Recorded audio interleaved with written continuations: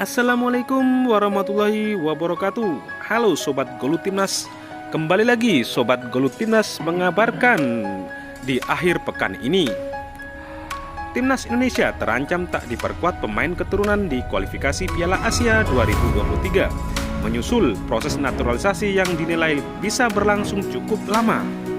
Nah, jangan lupa Sobat untuk subscribe, komen, dan share agar channel ini berkembang mengabarkan. Jika sudah, mari kita lanjut. Jelang kualifikasi Piala Asia 2023 pada 8 hingga 14 Juni 2022 mendatang, Timnas Indonesia diharapkan bisa mendapatkan suntikan pemain keturunan. Tercatat setidaknya ada 3 pemain keturunan yang berminat untuk membela Timnas Indonesia. Mereka adalah Sandy Walsh, Jordi Amat, dan Shane Patinama. 2 nama pertama diklaim PSSI telah menyerahkan dokumen lengkap terkait persyaratan naturalisasi. Sementara proses naturalisasi Shane Patinama belum diketahui akan berbarengan atau tidak. Meski demikian, kabar terbaru mengatakan bahwa proses naturalisasi pemain keturunan juga perlu waktu. Bukan tak mungkin Jordi Amat, Sandy Walsh, dan Shane Patinama gagal membela Timnas Indonesia di kualifikasi Piala Asia 2023. Hal itu disampaikan tenaga ahli yang juga merupakan mantan sekretaris Kemenpora, Gatot S. Dewa Broto di Instagram. Saya tidak yakin di kualifikasi Piala Asia bulan Juni 2022 proses naturalisasi pemain keturunan keburu, tulis Gatot ketika menjawab pertanyaan warganet.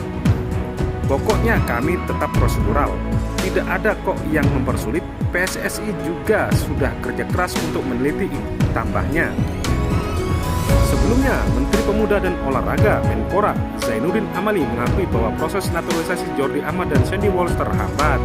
Hal itu karena PSSI belum memenuhi persyaratan yang diminta.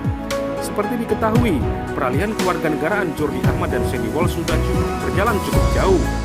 Namun ternyata proses keduanya itu tak semudah membalikan telapak tangan. Ada sejumlah persyaratan yang masih belum dilengkapi PSSI. Barulah setelah dilengkapi Kemenpora bisa melanjutkan proses ke tahap berikutnya. Masih menunggu administrasi secara lengkap. Administrasi harus dipersiapkan PSSI. Kami menunggu saja. Kita sudah rapatkan dan sudah didorong ke kementerian terkait ke Kemensesnek juga, kata Amali dilansir dari laman resmi Kemenpora. Biasanya di Kemenkumham yang sedikit lama karena mereka lebih detail dan teliti, terang Menteri asal Gorontalo tersebut.